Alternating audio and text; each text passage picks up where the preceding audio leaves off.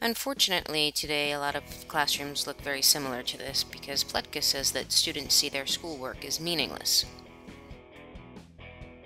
Evidence is mounting, which suggests that these students developed a different set of attitudes and aptitudes as a result of growing up in an IT and media-rich environment, according to Wessels and Steenkamp.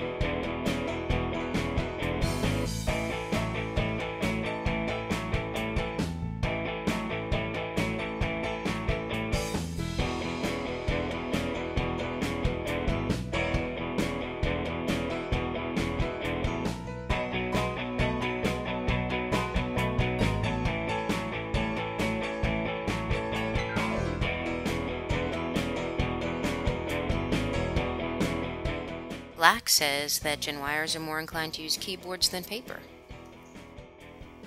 EDE really got me thinking about what it was I needed to do.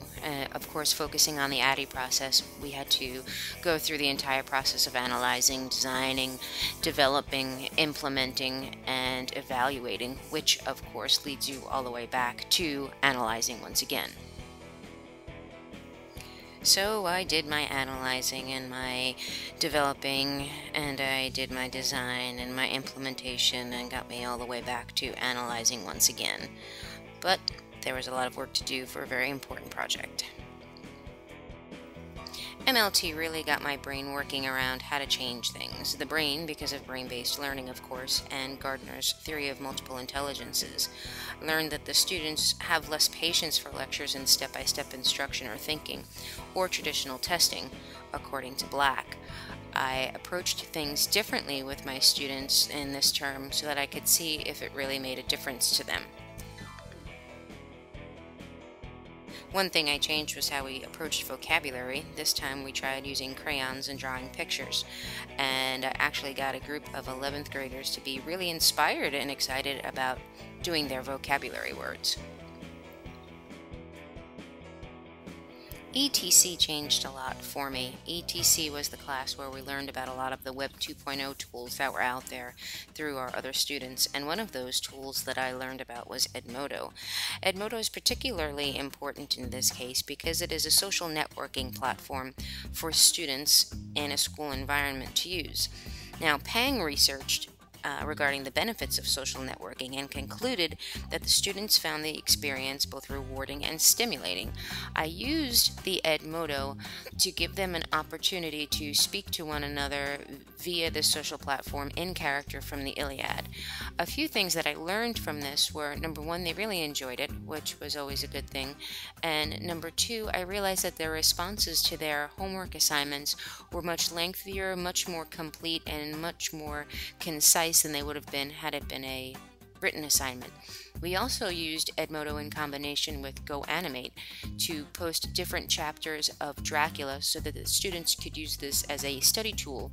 Each student was assigned a particular chapter from Dracula to animate, and they could go back and use this as a way to study for the unit exam. They found it a bit difficult, which was a little disheartening, but it turned out well in the end. This is a student example, or a portion of a student example for you to see. Peck and Doricott said that technology can individualize instruction, foster an increase in how students think and write, and nurture artistic expression. One of my most successful homework assignments, courtesy of MTA, was choosing a piece of music that best suited the characters from the Iliad that each student had, and posting the lyrics on the Edmodo page, bringing in the music to share with the other students, and then also explaining why this particular piece of music best expressed their character either through lyrics or through instrumental. I'm not a gamer, so I was kind of hoping that the gaming would take over well with my students, and it did. We tried an internet game called Free Rice, which increases vocabulary and grammar skills. Still in search of something that was more literature related, so I created this card game based on Once Upon a Time, which I based around the story of the Iliad and tried out on my students. And as you can see, the reaction was pretty overwhelming. They really enjoyed what they were doing, they enjoyed playing, and it increased their knowledge and comprehension of the story itself.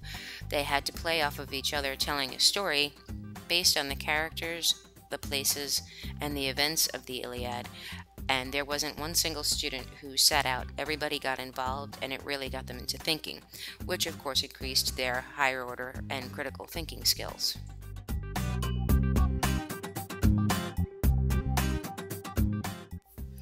Filmmaking was both the high and the low point of my action research project.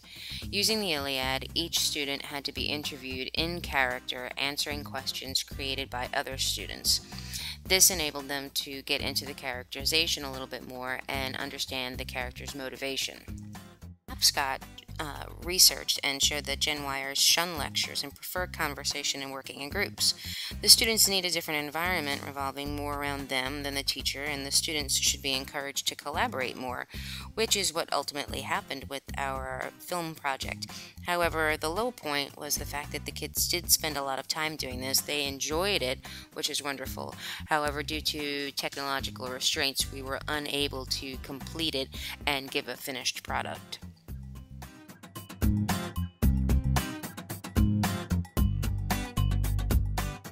Overall, it was a successful project. I also learned that Wessels and Steenkamp said that Generation Y students, because of their immersion in technology, want image-rich environments and feel peer learning extremely important, which is why we used Photo Story to do the background information on Julius Caesar. Instead of having a teacher-led discussion and a teacher-led lecture, the students were broken down into groups to do the individual portions of the background information for Julius Caesar. One class I wish I would have had a little bit earlier on was LMO.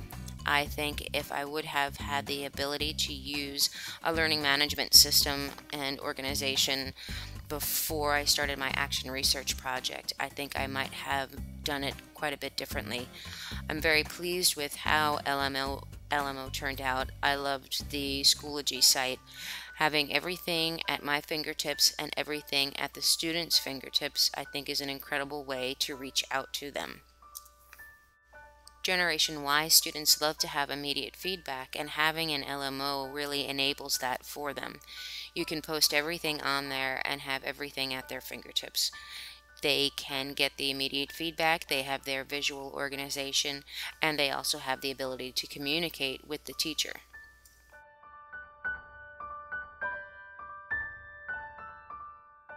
Since the students rely so much more heavily on a keyboard, it also gives them the ability to really communicate more with one another and give more extensive responses.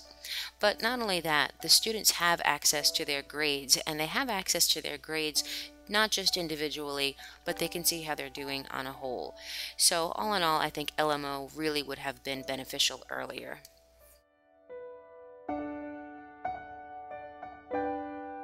Entire action research project has been extraordinarily beneficial to both me and, most importantly, to my students. I am very excited when they get really into the literature that we're reading now, and I'm very, very happy to know that I have had a hand in doing that. I look forward to using all of these things in the future, and I look forward to teaching the rest of the staff here at my school, and maybe at other schools. I don't know where the path is going to lead me, but I think it's something that has left a huge impression both on me and my students.